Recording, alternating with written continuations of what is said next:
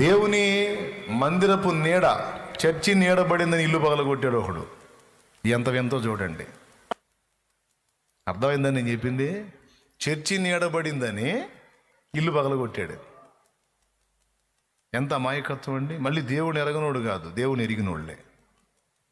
అంటే ఎవరో చెప్పాడు, గుడి నీడ పడుతుందిరా మీ ఇంటి మీద, అందుకే నీ ఇంట్లో దరిద్రం, మీ ఇంట్లో ఒకరిద్దరు చనిపోయిన కారణం అదే, అర్జెంటుగా ముందు అసలు ఆ గుడి నీడ పడకుండా జాగ్రత్త పడ్డారు.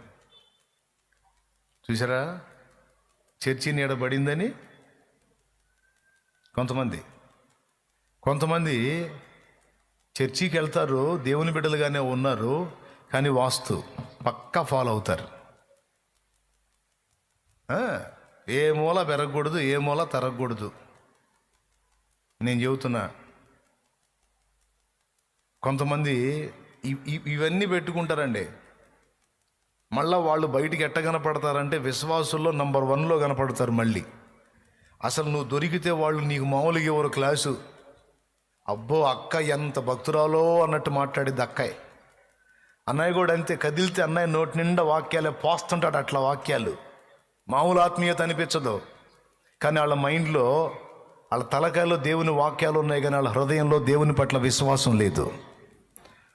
అన్యజనులు చెప్పే వాటి మీద పేకల దాకా విశ్వాసం. అవన్నీ చేసి చేసి చేసి గందరగోళమై బీభత్సమై ఒక దారై మేము బయటపడ్డాం. మాంత్రికుల చుట్టూ తిరగటం అయిపోయి, జాతకాలు అయిపోయి, ఇక వాస్తు వాళ్ళు అమ్మడి పడ్డాం. సిద్ధాంతులు అమ్మిటి వచ్చినడల్లో పక్క చూపించడం, పగల కొట్టడం. మేము మొత్తం మీద అందరూ కలిసి మా పిచ్చి బాగా వదిలిచ్చారు.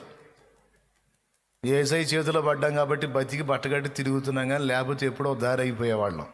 కొంతమంది సోదోళ్ళకి ఎంత చెప్పినా అర్థమై సావట్లా. అందుకే తిట్టి చెబుతున్నా.